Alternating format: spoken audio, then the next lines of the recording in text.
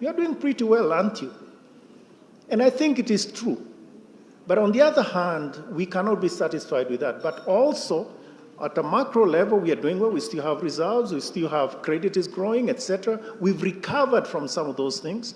The price of oil has more than, I mean, it was $30 back in, $30 a barrel back in March of 2020. And now it is at 3 times that. I mean, just think of that. And still we are running, and I think we are still on our feet. I think we should be proud of that. Now, having said that, there are still some problems in the system, right? And a lot of them are the ones that were being mentioned a moment ago. There are some sectors or some of our population are not getting the benefits coming to them. And we talked about that. So that is, I think, the issue. Of course, there are the bigger things that government has been unable to deal with some of the things that we generally accept are government services, health, education, or is struggling to deal with those. I mean, when you go on a road and it's potholes all over, I mean, you say, surely, or, you know, in your own constituency, they're even planting bananas on the road because they're so upset, you know, with the state of the roads, etc. I think the point I'm making here is there's other things that need to be dealt with. And so we cannot minimize this and say we are okay, growth is X%, we are happy, mambo ni sawa. No, I think we have a lot of work. And frankly, that's why we come to work every day. That's why we come to work every day. If it is not because of that challenge, then we wouldn't go to work. And there are 50 million Kenyans that are looking to us, hoping that we can provide them with opportunities. I want to finish with one last thing, Chair, yes, which is youth. We haven't said anything about youth, but what do youth want? They don't want a handout. Of course, they're going to reach for the handout if you give it to them. Yeah? But that's not what they should get. They should get opportunities. Provide them with opportunities. Figure out how to create those opportunities. I gave you the example of the chicken farmers, right? I think you can think of other ways. They don't necessarily, those opportunities may not be in an office, you know, behind a desk or things like that. But I think there's a lot that they need. Opportunities, opportunities, opportunities. That is, to me, the rallying call for what we should do with the youth. But anyway, it's in your hands. Thank you, Governor. Honorable members, I want to terminate the engagement with the Governor now. Thank you. Because listening, 1 minute, Honorable Carrier, listening to our interventions, I think the streak is the same. And we've got the points. Allow me to call our next president. Okay, Carrier, you'll be the very last. Thank you very much, Mr. Speaker. My hand had been up from the very first round, and I'm glad I caught your eye. Governor, this question is straight to the point. We have companies that are registered as communication companies that are doubling up as banks. As it is right now, they fall and are regulated under the Communications Authority. But because they are also transacting money, there are some regulations that come from central bank that they depend on. My question is, from where you sit as central bank, how can this parliament help you with legislation? And would that legislation mean that we break these telecommunication companies into different operating units where the communication sits on its own and they are regulated by Communications Authority, and they have a unit that is transacting in money that will be regulated specifically from central bank? Is this a law that is required from Parliament, or is it central bank regulations that will separate these operations of the telcos? Thank you very much, Mr. Speaker, for the opportunity. Okay, thank you. So I think here, before I answer your question, this is where you see if all the arms of government are working together, we can go very far. Legislation, the judiciary, the executive. I don't know where we are. We are an agency of the executive, of course, in this thing. Because the law actually is there. And I would want you to ask me that question in January. Because actually, we want to be sure that those sort of issues are dealt with. We have to understand where we came from. Meaning, when we started off, we didn't know what we were dealing with. Remember, we were like the first car down the road, so nobody knows how these things. But we've done a lot to regulate all these payment service providers. Today, for instance, you can go and check on our website, and you'll see the names of all the payment service providers. We were not doing that before. You can see who it is, etc. Anyway, the point I'm making is that is one important thing to secure the operations, let's say, on the money side. So I think we are on our way in this path. We also know the history, meaning you are very concerned. I'm talking of the 12th Parliament. They were very concerned about some of those things. But I think we are now, let's say, much further ahead in this thing. So if you would just be patient, ask the question. Next time I see you, ask me that question, hopefully before the end of the year, but definitely by January. Thank you very much. Thank you, Governor. Can we put our hands together for the Governor, please? Thank you very much. I really appreciate this engagement, and I look forward to meeting you again. Thank you. Thank you, Governor. Honorable members, our next speaker is the Principal Secretary for Ministry of Foreign Affairs, Ambassador Macharia Kamau. He's going to speak to us on diplomacy, international relations, and the role of a legislator in the diplomatic arena. Ambassador Macharia's bio is available in the booklet. You can read through. He's a consummate diplomat, having represented Kenya in, among other places, the UN as the permanent rep for quite a number of years. Ambassador Macharia, you're most welcome. Thank you very much. Maybe I ask all of you to stand up just for 1 second, just to allow your blood to move a little bit, so that kidogo mnyoroshe mwili. Ndio. Bari mheshimiwa.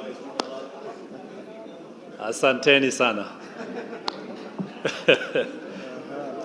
Yes, let us take our seats, please. Thank you very much. Let me also begin by recognizing the speaker. If somebody is the Donyon or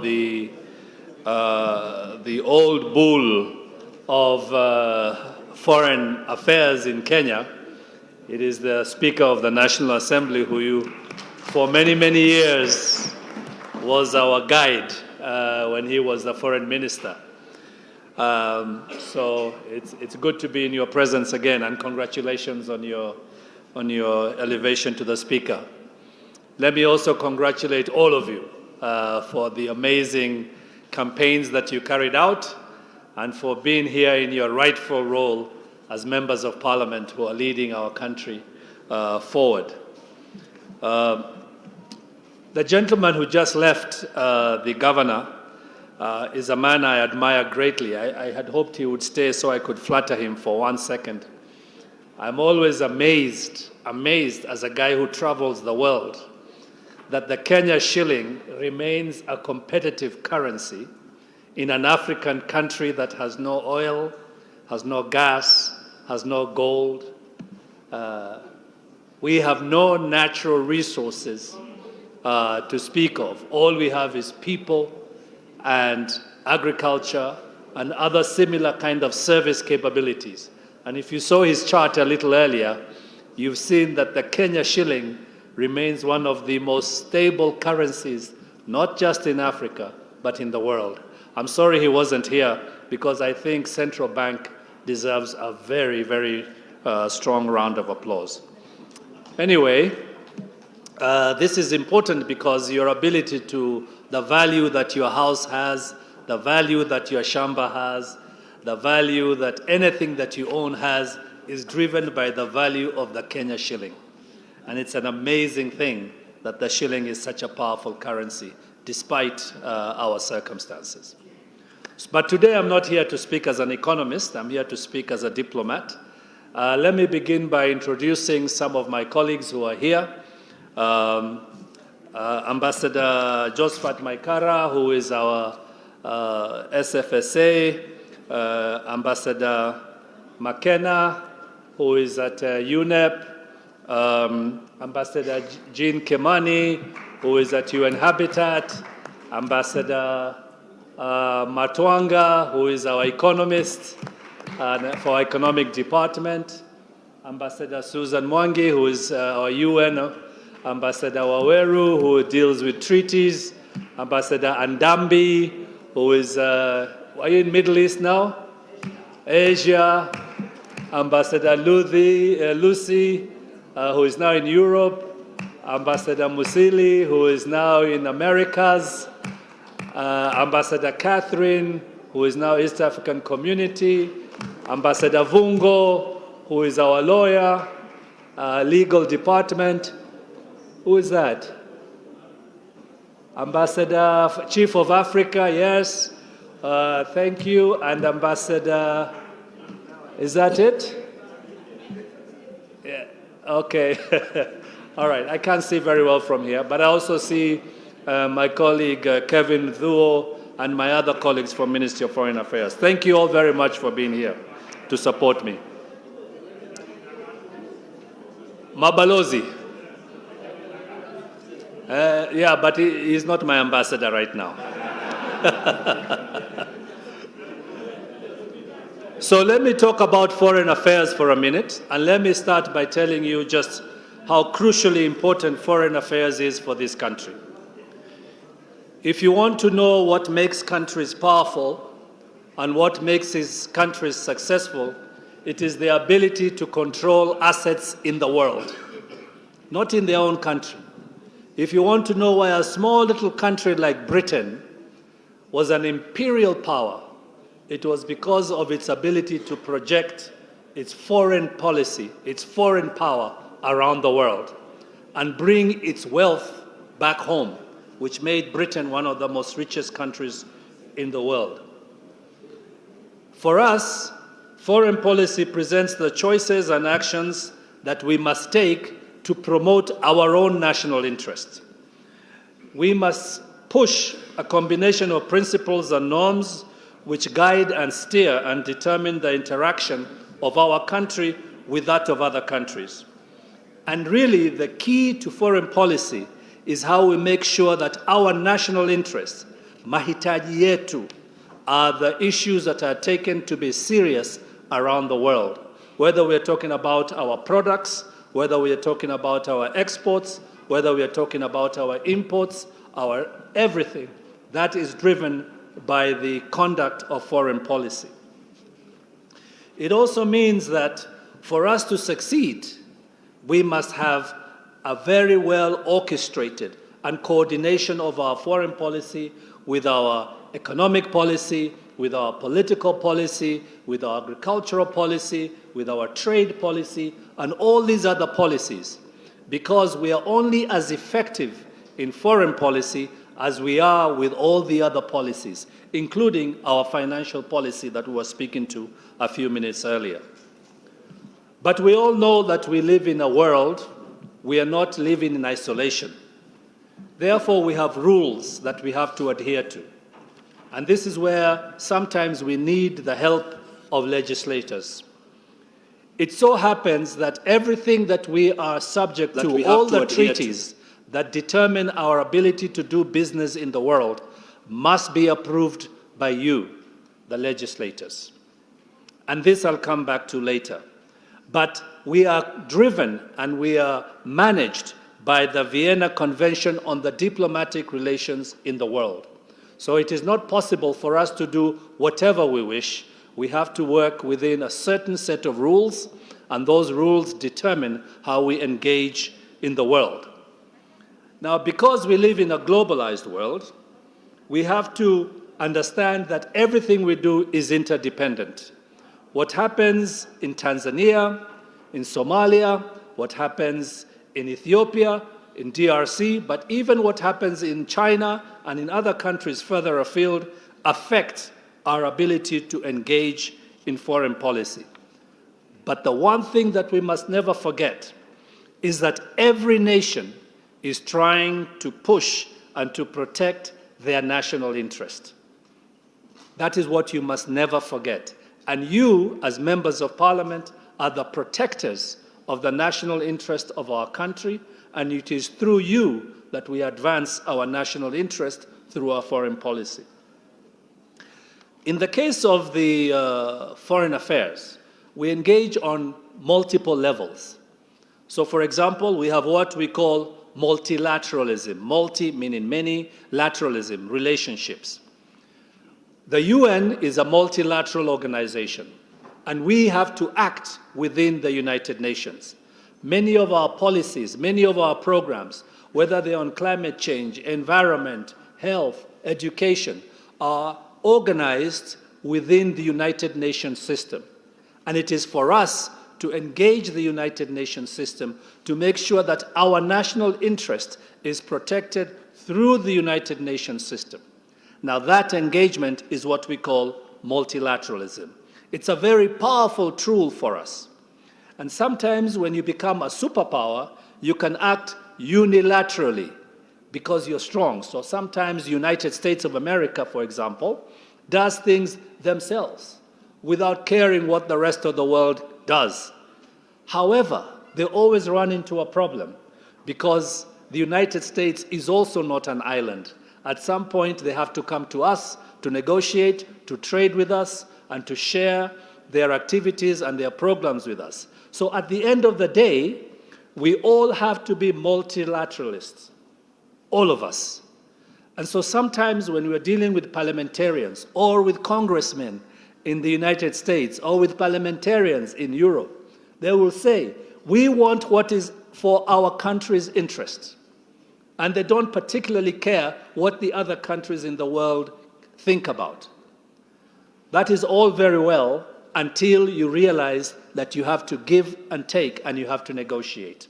And multilateralism is what we do at Ministry of Foreign Affairs, whether this is with the United Nations, with the World Trade Organization, with the World Tourism Organization. There are so many organizations in the world that manage our relationships, and that is our job as the Ministry of Foreign Affairs.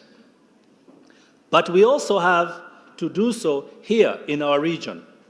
We have the Africa Free Trade Agreement that helps us regulate our relationships in Africa. We have the East African Community that helps us regulate our relationships within East Africa. We have COMESA, which you have heard of, that helps us regulate our relationships also within Africa. Because for us to move our goods from point A to point B, we must be able to agree how that is going to happen. And all those issues, all those matters, all those treaties are negotiated between the Ministry of Foreign Affairs and other organizations and other ministries of foreign affairs of the world. Right now, we have one of the most remarkable communities. As you all know, in the 1960s and 70s, Kenya had the East African Community, which used to work very well. In fact, when I was a young man, to call Uganda was a local call. East African bus service was an East African bus service. You could go from here all the way to Kampala with the East African bus service. We had a single currency. The shilling was used in Tanzania, in Uganda, and in Kenya. We had East African Airways. We had East African Railways. All these were all within the East African Community. Unfortunately, when the community collapsed in the 1970s, because of superpower politics, because of our inability to manage our foreign space within the global world, we lost our community. And we have had now to spend years and years trying to rebuild our community. But now we're at the point where we have one of the strongest communities in the developing world, the East African community. Recently, we increased, of course, the presence of the DRC, and now the East African community stretches from west coast to the east coast. And this has been an overt program of the foreign policy of Kenya, to increase the strength of the community, to make sure the community is strong, and to make sure that the community serves you. Now, members of parliament, one thing you must never forget is that the communities are an incredible, powerful engine of economic transformation. The European community has transformed Europe. Those of us who had traveled, who had the opportunity to travel as students in the 1970s, remember what Europe was like before the European community really came into its own. Some countries in Eastern Europe, people used to walk around with bare foot. Donkey carts were seen in European cities. Today, there is no such thing. And it is the coming together of the European Union that has generated the incredible wealth that has transformed Europe. The United States of America is actually a community of 50 states that has come together, and that has created one of the most powerful economies in the world. So we must aspire for the integration and the strengthening of the East African community. And it is one of the key drivers of our foreign policy. Because if we make this community successful, it will transform your lives. It will transform the lives of Kenyans, fundamentally. And I was very pleased to hear our new president reiterate his commitment to the East African community most recently. Let me talk about global and regional security threats for a minute. Because we live in a globalized world, part of our foreign policy is to focus on how we are going to deal with global threats. A lot of times we ignore things like climate change. But let me tell you, all of us know that if you go to parts of our country today, there is devastation because of drought or floods or other things that have been happening more frequently because of climate change. But let us also understand that climate change was caused by the industrialization of Europe and North America. Climate change is because of the greenhouse gases that were pumped into the environment by the industrialization of Europe and North America, not by Africa. But Africa is paying a very high price. But we, in our foreign policy, have decided to engage in this matter to make sure that we protect our interest within the context of global management of climate change. But we're also very interested in the issue of terrorism and violent extremism. I don't have to tell you what has happened to our country because of terrorism in the last, especially a few years ago before we got control of the situation. Terrorism remains a huge challenge for us. Every day we continue to manage that situation through our intelligence services, and I'm sure when the Director General of the Intelligence Services come here, he'll tell you about that. But we are also very interested in the issues of political conflicts and civil strife.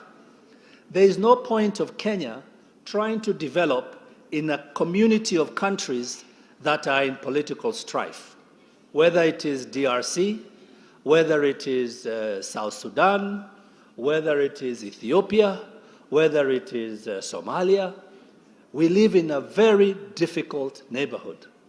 But it is in our foreign policy interest, it is in your interest to grow your economy, to make sure that Kenya becomes richer and stronger, that these countries find a way to make peace. We will never be able to enjoy the full potential of our country as long as our neighbors are suffering from political and civil strife. I could talk about issues of a humanitarian concern, but I will not. I think you understand those issues. But we've also seen about the recent COVID crisis. Foreign policy must also deal with these challenges. It is the Ministry of Foreign Affairs working with various strategic ministries like health and others that worked very hard to ensure that we all got COVID under control. It was the Ministry of Foreign Affairs that negotiated to get those vaccines here in a timely fashion because the West and other countries were hoarding those vaccines. It is us and it is your Ministry of Foreign Affairs, because we work for you, that we were able to make sure that we had more vaccines at the end of the day than we could actually use.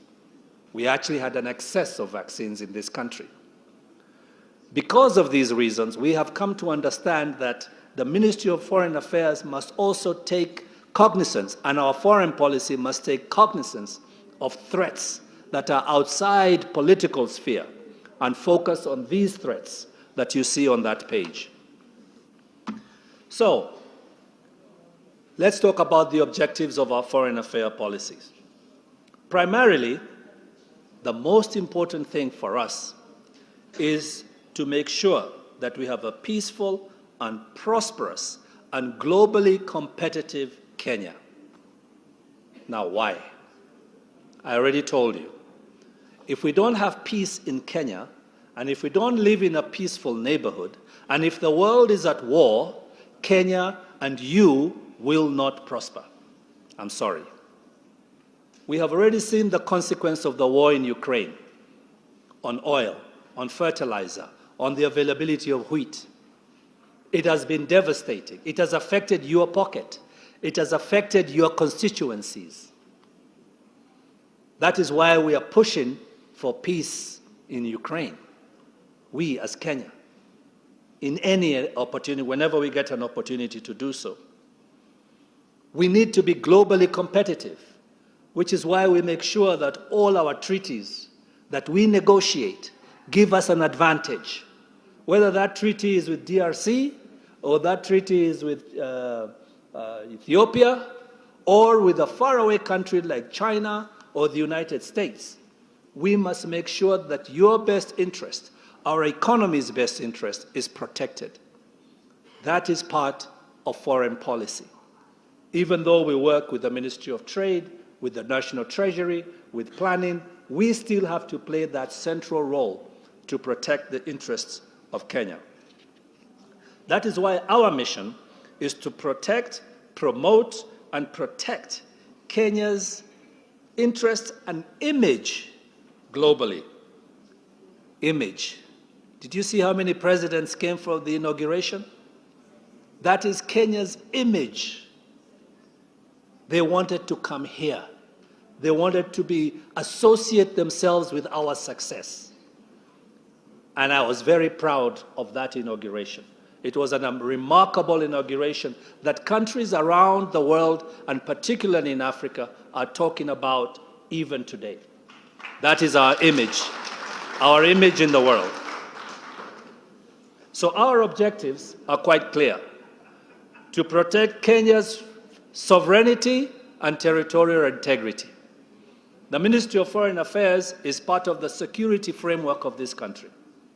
I have to be involved in national security conversations because the Ministry of Foreign Affairs has to engage with international partners to protect our national sovereignty and territorial integrity. We have an issue with neighbors with matters of sovereignty and territory, and we have to resolve those. We want to enhance regional peace and security. I already said this. We have to promote sub-regional, that is within Eastern Africa, and regional, that is within Africa, integration. The more integrated we are, remember, we don't have oil, we don't have gold, we don't have gas, okay? What we have is smart people. What we have is entrepreneurs. What we have is a very rigorous education system. That is why in this room, you have the most well-educated, the most exposed members of parliament on the continent of Africa. And that is a fact.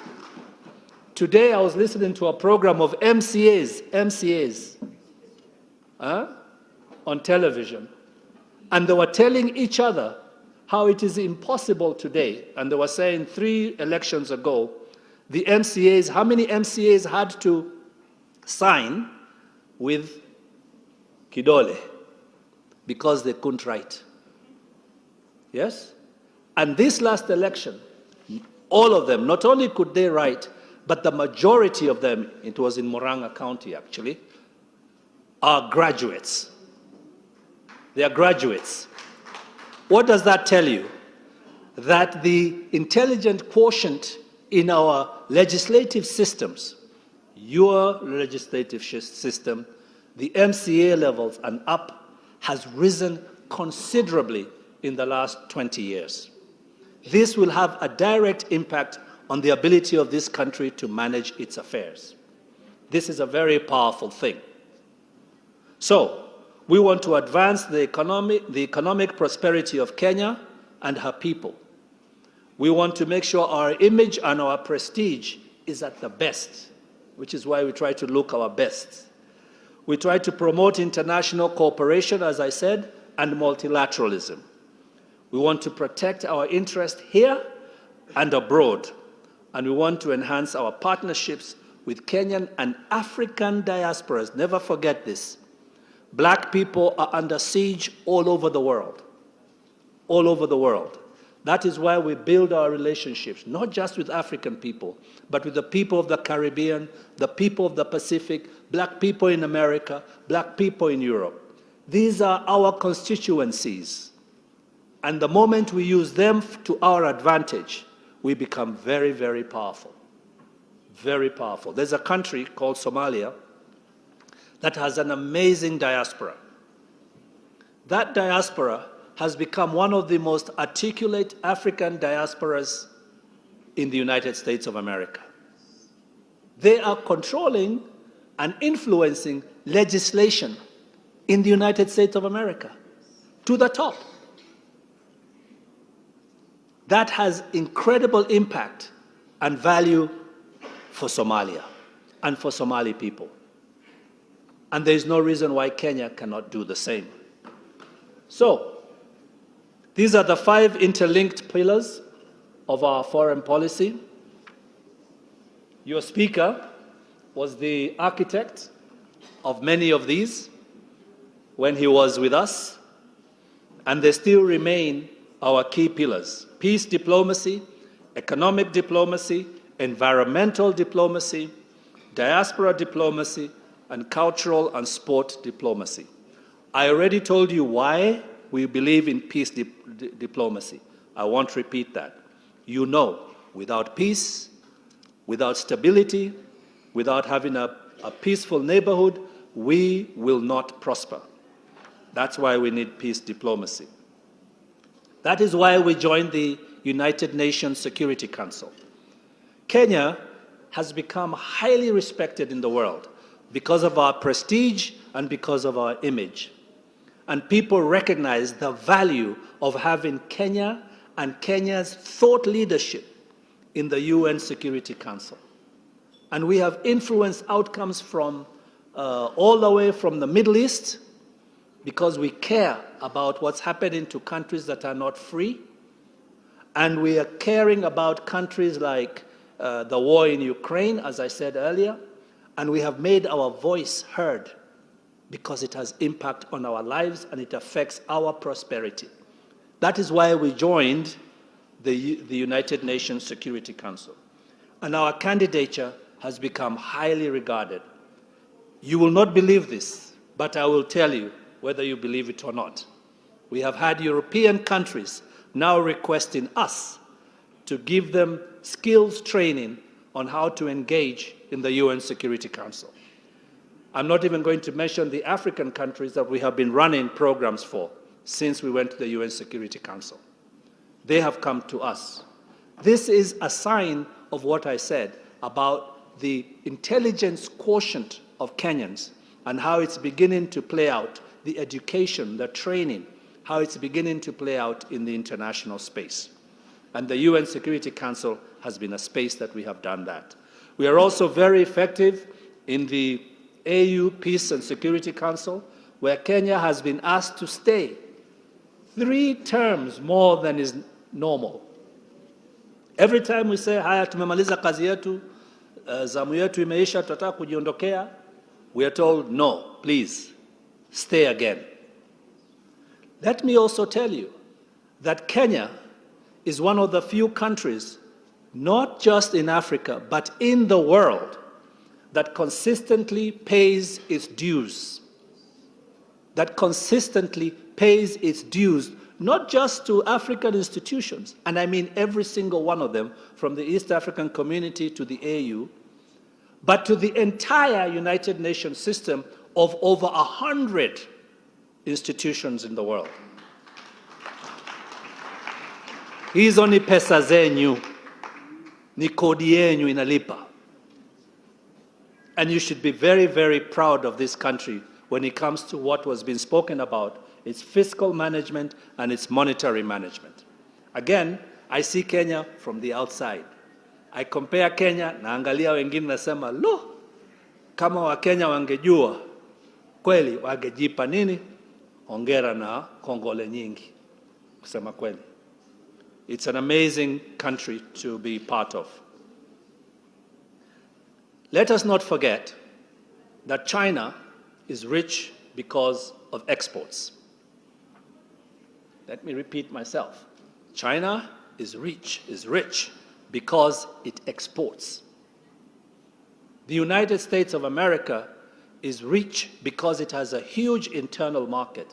It exports to itself, internally, to other states within itself. But it also has a captive market in South America, in Europe, where it exports its goods and services. If you want Kenya to be rich, export. My friends, export. That is why Tanzania is so valuable to us. That is why Uganda is so valuable to us. That is why the DRC will become so valuable to us. That is why Somalia will become so valuable to us. If you can't export, you will be poor forever, no matter how educated you are. That is the reality. Kama hauna cha kuuza, hautapata biashara. It's as simple as that. That is basic economics. And that is what we must make sure in our economic diplomacy, that we create the environment for exporting our goods and services. We export our people, we export our produce, and if we do this well, we shall become rich. Bila mafuta, bila dhahabu, bila gas, we shall become rich. I already told you about environmental diplomacy. I don't want to repeat it. Here, it's about us engaging in making sure that we protect our environment. We are a global champion of these issues, and we are known because UNEP is here, because UN Habitat is here. And we are serious about environmental diplomacy. You already heard from the governor about our diaspora. Our diaspora is one of the most prolific and productive diasporas. They export and save and send home $310 million a month. That is more than we do with coffee, with tea, with nini. They're our #1 foreign exchange earner. Watoto wenyu, ndugu zenyu, dada zenyu, wako ng'ambo. We must protect and promote our diaspora. I was very proud to hear the president announcing that he's going to have a Ministry of Diaspora, because it takes that burden off of the Ministry of Foreign Affairs and puts it where it belongs, where it can have dedicated support. It is not possible, nakwambia, it's not possible for the Ministry of Foreign Affairs to manage diaspora affairs effectively. We have a Ministry of Labor, hatutaenda hapo. So, we have a serious program on diaspora. But we also have culture and sports. This country has been under-leveraging, yani we have not maximized our power in culture and sports in the world. Look at Britain with their football. Huh? Look at little New Zealand with rugby. We have countries that have transformed themselves through sports. Their image in the world is driven, and they capture the imagination of young people through sports. We need to take sports seriously, ladies and gentlemen. It is a powerful engine of economic transformation. And we in the Ministry of Foreign Affairs want to leverage this as much as possible for everyone.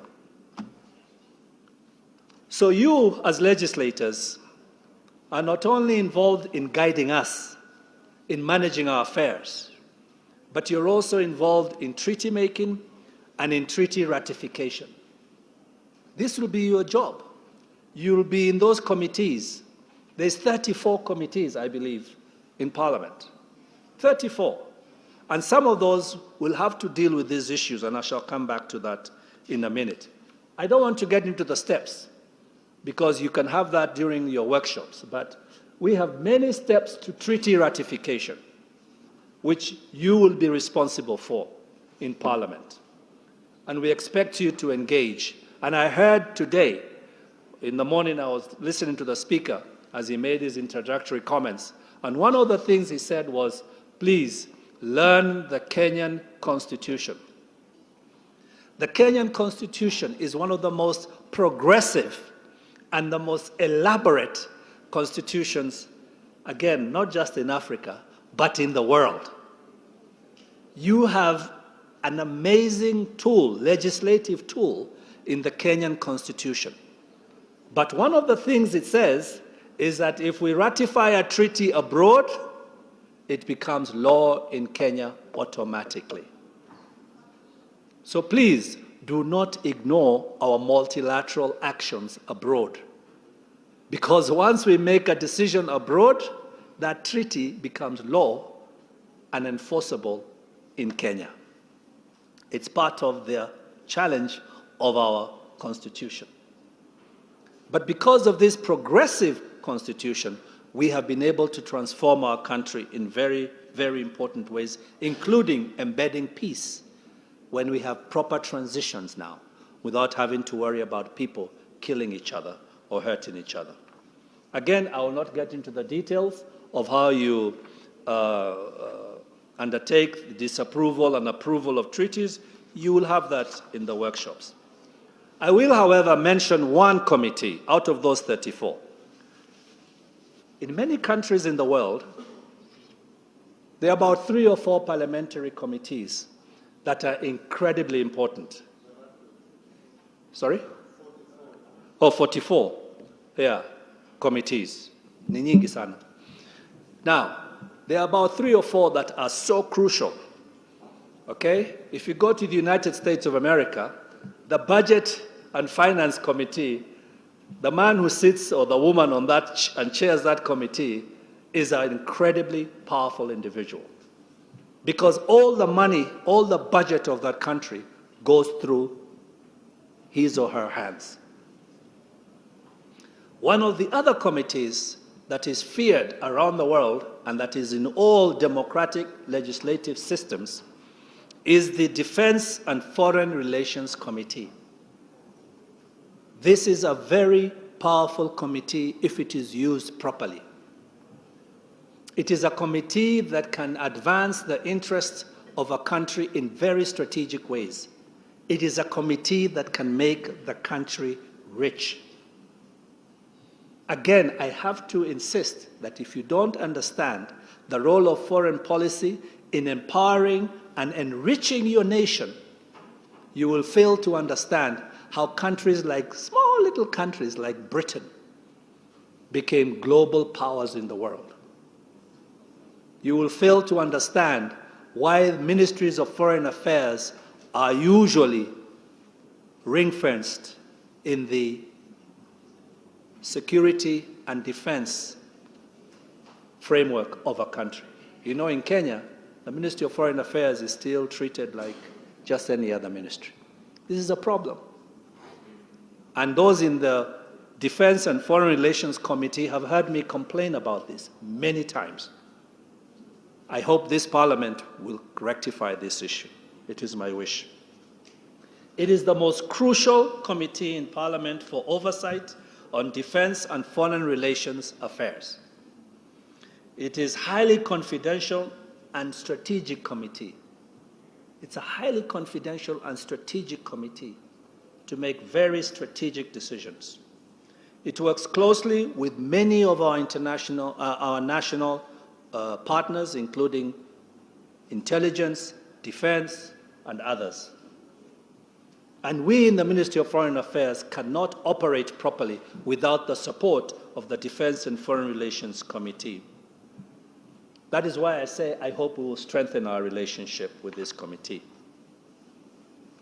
Finally, I want to speak to you about a union that many of you will probably want to join up as part of your global membership of other parliamentarians in other jurisdictions around the world.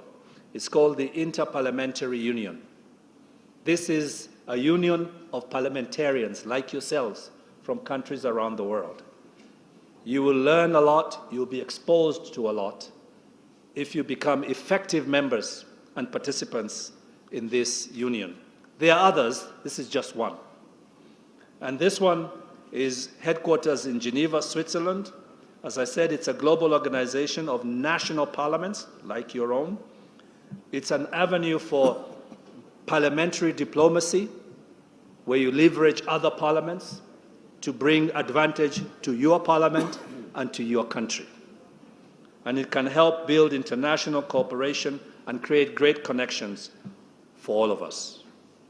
So by conclusion, let me just re-emphasize that our foreign policy defines Kenya's choices and actions in pursuit of our national interest.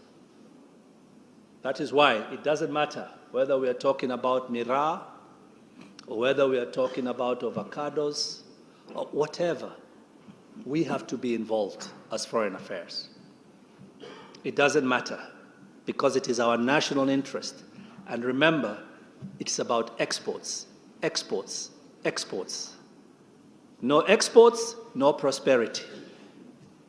If you're not exporting to Uganda, Tanzania, Somalia, China, United States of America, you will not prosper. It's a simple equation. And therefore, we must continually align our foreign policy with our national priorities, as determined by our domestic policies, because it's about building our domestic prosperity. I'll remind you that the National Assembly approves or disapproves the ratification of all treaties that guide our work and that help us manage our international relations. I'll also remind you that Defense and Foreign Relations Committee is crucial. It's a very important committee to achieving Kenya's foreign policy. And finally, parliamentarians can engage with other parliamentarians, and you will become an integral part of our work with the United Nations, with the African Union, with the East African Community, and so on and so forth. Thank you very much, Mr. Speaker. Thank you, Pierce. Another round of applause for Ambassador Macharia. We will take comments and questions for 10 minutes. 10 minutes. Makali Muli will be number one. The lady at the end will be number two. Is that Honorable Naomi Wako? Yes. I will jump to the next level. The Honorable Member shaking his hand at the back. That's number 3. Which way? I'll give to the Honorable Member from, is it Mandera? Mandera, number 4. I need a lady, an honorable lady. I'll give the Honorable Member for Dagoretti North as number 5. We'll do 2 rounds. And please have one question or one comment so that we can have as many of us. Yeah, thank you very much, Honorable Speaker. Yeah, my name is Makali Mulu. I'm the MP for Kitui Central. I want to start by appreciating the presentation. It's quite informative. During this week and the last 1 week, Honorable Speaker, and the PS, we've seen a lot of issues relating to Kenyans suffering out there, more so in Saudi Arabia and the surrounding countries. I just want to know, is it that what I would call our relationship with them, or our diplomatic relationship is not well, I'm looking for the right word because I don't want to be, because it's very hurting. It's very hurting when we see what our people are going through there. So can you just comment on that matter? What is happening? What are we not getting right as a country? That our people go out there and they go suffer when we are saying as a ministry, you are championing the interests of Kenyans. Thank you very much. Thank you. Number 2, Honorable Naomi Wako.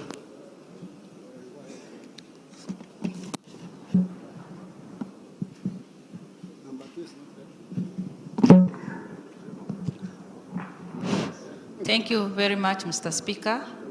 And may I also appreciate Bwana PS for his very good presentation that has opened up our minds. My first question has been asked because that was really burning in me. But together with that, I wanted also to ask something on child trafficking or human trafficking to all the countries around, and those people go through a lot of suffering. Thank you. What we can do so that we can reduce the problems, the challenges that they are going through, and they are human beings, especially the Part B now, that are on child trafficking. There are others who are taking advantage, and Kenyans are going through a lot of challenges because of that. Thank you. The Honorable number 3. Yeah, the Honorable member at the back. Myself. No, okay. The Honorable member behind you. He's the one who caught the eye first. Thank you, Mr. Undo, you will be recognized next round. Thank you, Mr. Speaker. My name is Geoffrey Kiringaruku, Better North. Mr. PS, there is issue of honorary consul, which can play a great role in advancing trade as well as diplomacy. I understand there are quite a number of pending issues at your desk as far as honorary consuls are concerned. Number 2, we have quite a number of missions in Africa which are quite dilapidated. You face it and you wonder whether our country is represented in that manner. Does it mean Kenya is so poor in taking care of diplomats and enabling them to advance the trade within African countries, especially if you go to Kinshasa? You realize the image is not very good. Thank you. Thank you. Give it to Honorable Elachi, who is closer. You will be the last, because the microphone is much closer to where she is than where you are.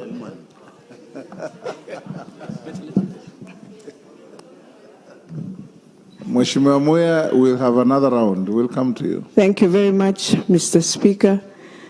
PS, thank you for elaborating the whole program of not really much, but just my question is one. We've seen the issue of Morocco and Sahrawi, and I think this is Parliament where some of these issues can come back and relook at legislation and ask ourselves what went wrong between Morocco And why are we in Sarawi? And what were the reasons then and now? Why I'm saying that, you look at Morocco, we know that we can do a lot of trade with them. We know that our students used to go to Morocco and will find a friendly environment. And for now, as I know, having witnessed last year one of the students, I think there is need for us to just try and work around that relationship so that Kenyans who go there for trade in either of those countries do not find themselves in the heat that we have back home. Lastly is about the programs that we do, for example, teachers, nurses who go out of the country. Is there a way that now Parliament can be able even to audit so that every constituency in this country would say, within the 5 years, we've had students who came from this constituency and have benefited from the programs that government bring? Honorable number 5. Actually, you are number 4, but now you're number 5. I'm promoted. Thank you, Mr. PS, for the very elaborate presentation. I hope we shall have a few more of this. Mine is 2 very quick ones. The first one is visa denial by Americans and British for members of parliament going for official duties.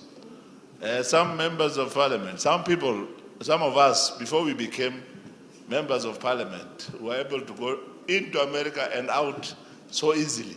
But after becoming a member of parliament, you are denied.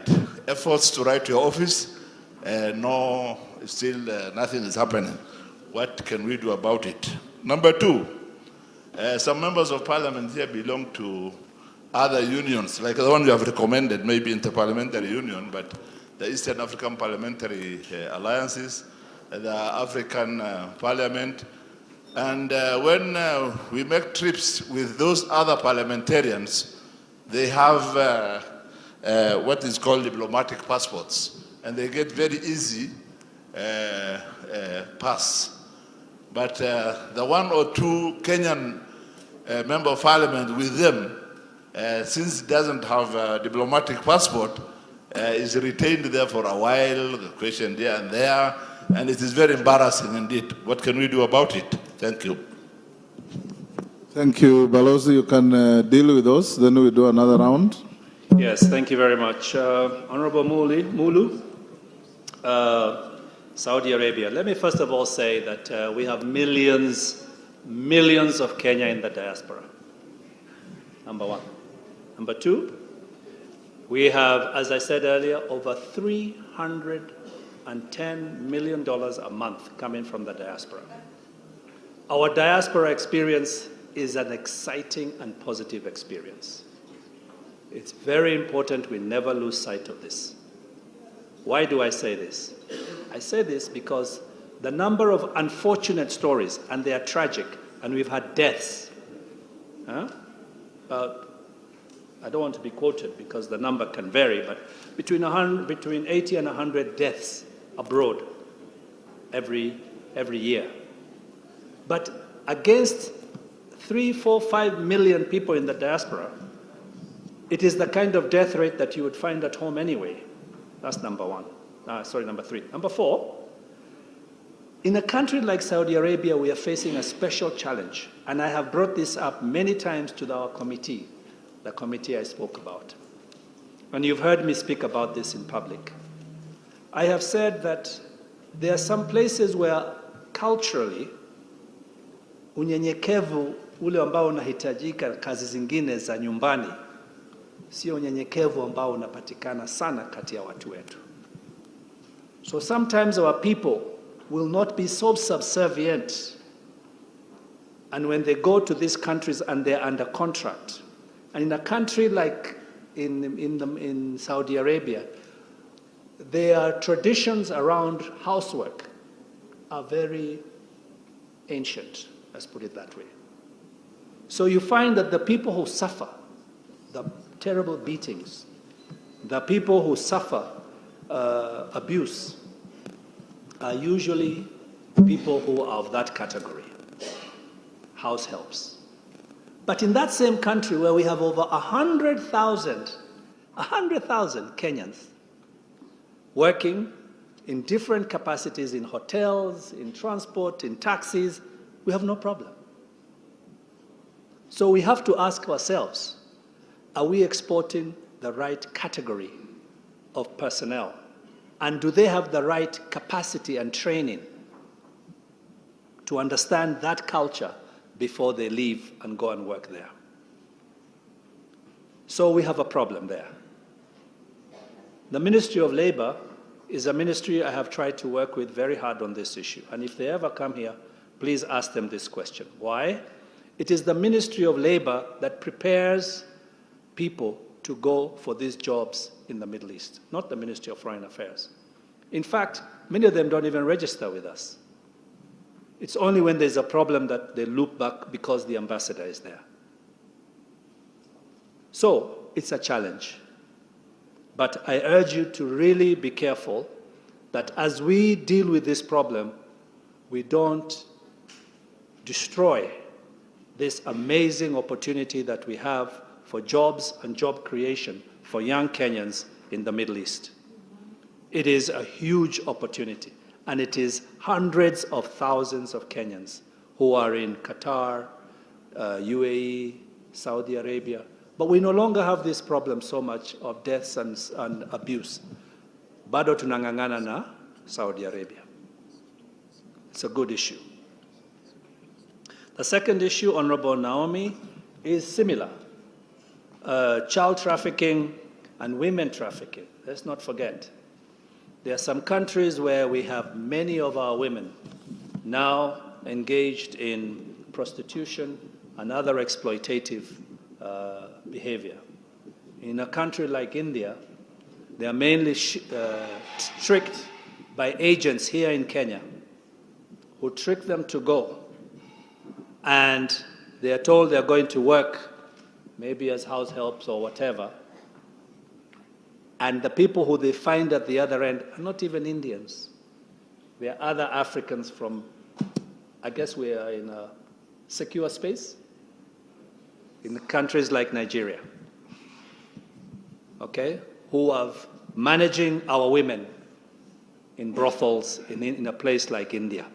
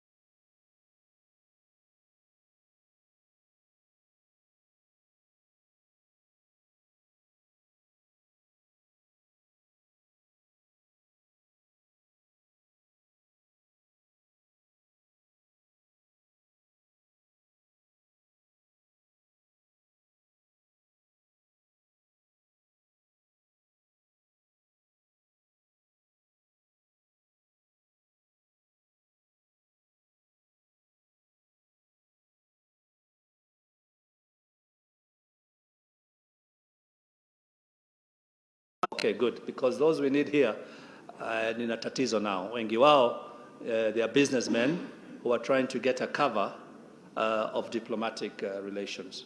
So we need to manage those very carefully. but we have a few. The ones abroad actually is not such a big challenge, especially if it's a country where we don't have an ambassador, where we don't have presence. We actually look forward to having them. But we have to make sure that it's the right person.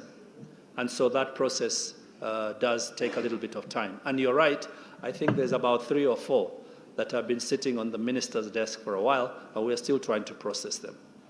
So you're right about that issue. Tutaishughulikia. Now, on the dilapidated embassies in the DRC, I was just there 2 weeks ago. We've come up with a solution, you're right. The problem is that we took so long to make up our minds about how we are going to use those embassies that the ghetto found us. As the country grew, you know, I don't know how many of you have been to DRC, but my God, this country has exploded in growth. Lakini ni ile growth ya slums. Na vichochoro, tuseme ukweli. So that has grown into the city. So where we used to have, ni kama vile Kileleshwa, ikabiliwe ni Kibera. It just grows into the place. And then your embassy is there. And then now you're stuck. What do you do? So we are now in the process of negotiating to move, to give up that land, to be allocated new land somewhere else, and to build. But let me tell you what is the real problem, and we've discussed this in the Foreign Relations Committee. The big problem is that we are not able to get our money ring-fenced. PESA's Ministry of Foreign Affairs is issued every year. And you see, the problem with that is that our commitments for building are multi-year. You can't build an embassy in 1 month or in 1 year. So you need commitments that will roll over to the next year. So if you don't get your money guaranteed for the next year, what happens? You stop building. If you look at Tanzania, Uganda, Ethiopia, and you look at their embassies in the world, utalia ukiona zetu. Because they have ring-fenced the resources of the Ministry of Foreign Affairs. So once you make a decision, you're going to build, that money is available to you year in, year out, until you finish building, according to your budget. The money is not taken away because kuna tatizo la budget this year, or because another priority has come up. It's a serious problem for the Ministry of Foreign Affairs. We are not able to secure our assets because we are not able to secure predictable budget. Hiyo ndio shida yetu. Madam Elaki, Morocco, Sahrawi, we have a simple issue here, which has been overcomplicated by the politics of North Africa. It's a simple issue. The United Nations and the African Union believe in the protection of people's rights to freedom. This country became free because we used to be in what they call the Trustee Council of the United Nations. Okay? There is a council in the United Nations from the days of ukoloni that has been helping countries become free. Kenya was there, Tanzania was there, Uganda was there, all of us were there one time. Over the years, we have found our freedom from our colonial master. In the case of Sahrawi, it used to be called Spanish Sahara. It used to be a Spanish colony. Bahati yao mbaya, when the transition came, the Moroccans managed to negotiate a protectorate over Sahrawi. Kama vile Britain ilikuwa protectorate over Tanzania. But when Tanzania began to fight for its freedom, Britain did not say, lazima ikae kwetu. Challenge ya Sahrawi ni ya kwamba Morocco has retained oversight and control over Sahrawi. And let me tell you, Sahrawi is rich. Phosphates. Hiyo fertilizer ambao tunasikia, mjue inatoka wapi. Okay? So we have a challenge. Morocco is a very successful economy, very successful. They have done very well for themselves. Okay? They are a good, it's a royalty. And we have a good relationship with Morocco. There's even an ambassador here. Okay? But already we made a decision that we as a country of liberation cannot decide that we don't care about liberation because we are now free. Sasa, hiyo ndio challenge, changamoto yetu tunasema na Kiswahili. Because we have to decide how we reconcile our liberation credentials against our relations with Morocco. And we also have to decide, which is actually more important, which is what the Deputy President said yesterday, that we must respect our commitments to the United Nations and to the AU. And those commitments are to protect countries like Sahrawi so that they find their way to freedom. And there is a framework to negotiate that within the AU and the United Nations. So we have remained there. Hiyo ndio changamoto yetu. It's not easy. We will find a solution, but we respect Morocco. We uphold Morocco. We believe it is a country that we can do amazing business with, and it is a country with great promise, Morocco. But at the same time, we cannot abandon a country that has gone through what we went through and say, sasa najiondokea, hiyo shida ni yenu. Remembering that Kenya is highly regarded. Our image in the world is tied to the image that we are a country that believes in the principle of freedom and liberation. That principle is the principle that gives us all freedom to be who we are. Let me also now talk about teachers and nurses. You're right, but that question is better asked to the Ministry of Education and the Ministry of Health. But I will tell you this, because we negotiate those treaties. Believe you me, when we negotiate those things, we don't negotiate with counties in mind. We negotiate with Kenya in mind. And when we're given 20,000 nurses by Britain, or 50,000 teachers by country Y, it is then the Ministry of Education that has to undertake the challenge of identifying and deploying those teachers, or the Ministry of Health. Sisi kazi yetu ilikuwa ishaisha as the Ministry of Foreign Affairs. So that is the challenge. But I agree with you that we need a fair hand, because those spaces are for all Kenyans. Yeah? Honorable MP for Mandera, visas. Sasa, the truth of the matter is that this is a challenge that is causing a lot of headaches for them. If you ask the Americans today, what do they tell you? Or the British? That they were undone by the COVID crisis, by which they mean that they had such a huge backlog of people wanting to go to America. All those visas and passports that expired during those 2-3 years of COVID. Suddenly those people from Europe, China, wherever, suddenly, and there are millions, wanted to get their visas and to go to where? To America. So suddenly, these people who had the same clerks working to issue the visas were overwhelmed. So that is their first story. Tulia kidogo. There's some truth to that story, because how many of you have been to Europe?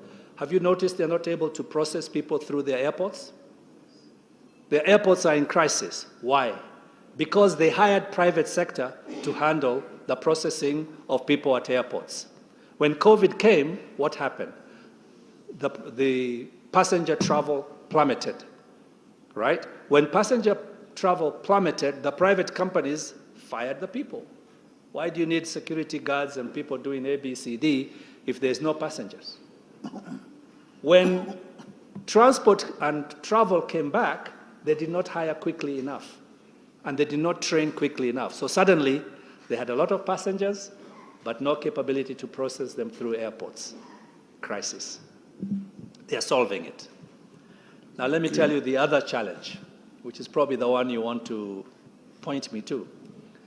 The governor was here just now. What did the governor say?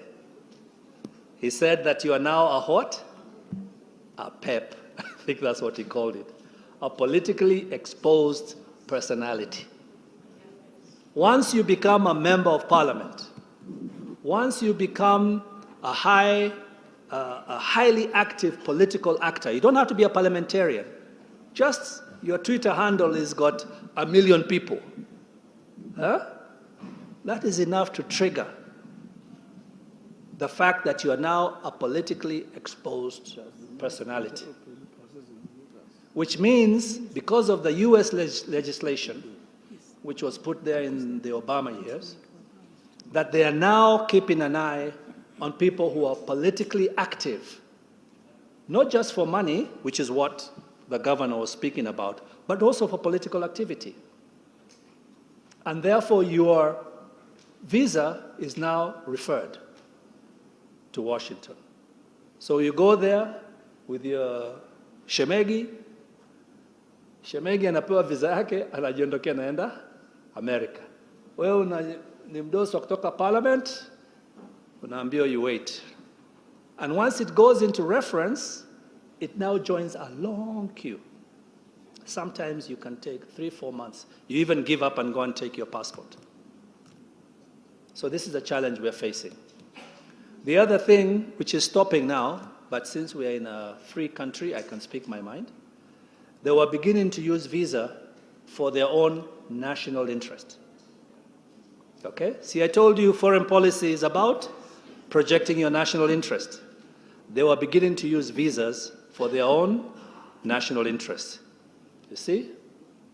So if I don't like Honorable Kainan, naanza kumfinya. Comes ask for a visa, ambia ngojea kidogo ndugu yangu. Sorry, it's been referred. Sorry, there's a backlog. Sorry, there's this. Sorry, there's that. Before you know it, you've given up. Whatever you are going for, imepita. Thank you, This is Balozi. the fact. And I think that's it. We'll Diplomatic do- passport for people, we can talk about that.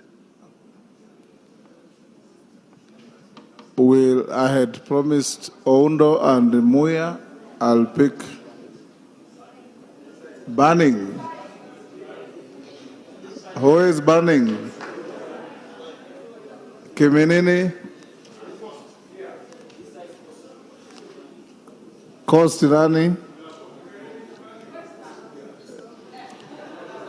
I am Mheshimiwa, the lady at the end, and then I'll give the honorable member for Kericho. Those are 5. So we'll have Muya 1, Oundo 2, Kiminini 3. The honorable member at the end, the ladies from, no, behind you. Kwale. Excuse me. Kwale? Mombasa, sorry. Mombasa. Yeah, you will be number 4, and we'll give 5 the distinguished lady from Kericho. I will close with the honorable architect from Kitui. Is it Central? Mwingi Central.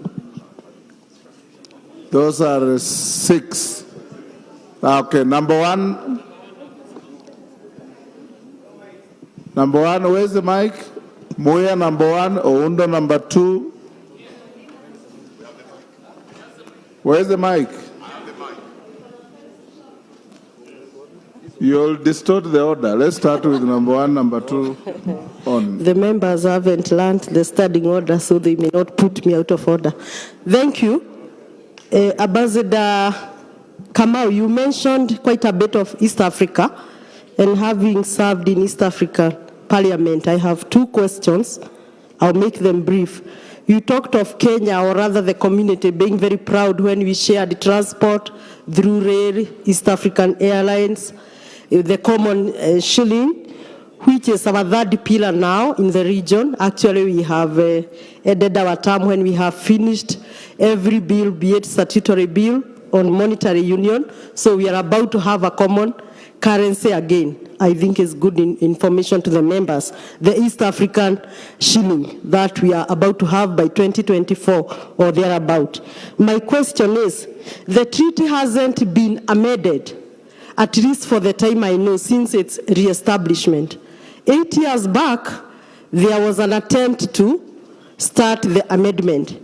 As a country, and a very strategic country in this block of this East Africa community, we are still struggling with the issues of consensus. You know, one minister will decide not to come, then the motion collapses. We are still struggling with the issues of remittance. You have clarified that Kenya owns its obligation 100%, that I can attest, because were it not for Kenya, even members in East Africa would have gone hungry. But you find a country which never remit for even 20 years, for even 25 years, even ever the time the country joined the bloc, it never remit and nothing happens. We are still struggling while Kenya wishes to pay more but have more say. But because of geopolitics, you find some other countries lobbying better than Kenya, so that we cannot have that treaty being amended. Now, my question to you, Kenya being the big brother, and it has been misused by this big brother syndrome, why are you not having the capacity to do lobbying presently to the 6 nations, which are the neighbors, besides Congo has come on board? Why are you not having that capacity to lobby these neighbors, namely Uganda, Burundi, Tanzania, and others, so that at least we can amend this treaty so that we take the region forward? Then the second one, I have many, but I'll just do 2. How strategic are we? How strategic are we as a country? Because when you look at the organs and institutions of East Africa, most of them, be it Kasoa, Ayuswea, all the institutions, the major ones are based in Uganda, at least a few in Tanzania, while in Kenya, we only boast of LVBC. How strategic are we in lobbying these institutions? For example, are we lobbying now to have the East African Central Bank in Kenya? And if the governor was there, I would sneak a question of the Ministry of EADB, the East African Development Bank, which we have tried to audit or to oversight for my last term, 4.5 years, and we haven't succeeded. Who are the owners of this East African Development Bank? Thank you. Your neighbor, Honorable Undo. Thank you, Speaker. Thank you, Ambassador.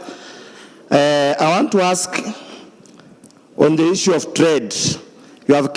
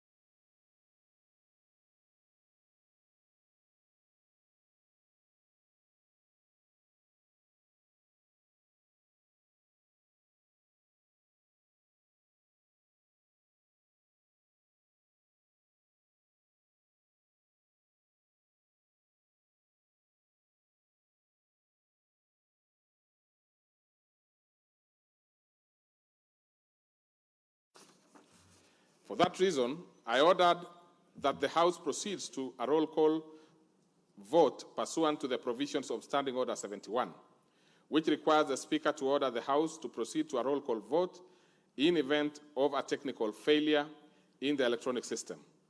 Honorable members, The tellers for ayes and nays were Honorables Dr. Robert Pukose and Honorable Abdul Swamad Nasir, respectively. Upon presentation of the results of the roll call voting, the tellers, which they later handed over to me, I announced the result to the House as follows. The ayes, 69, and the nays, 56. Abstentions, 1. The total votes were 126.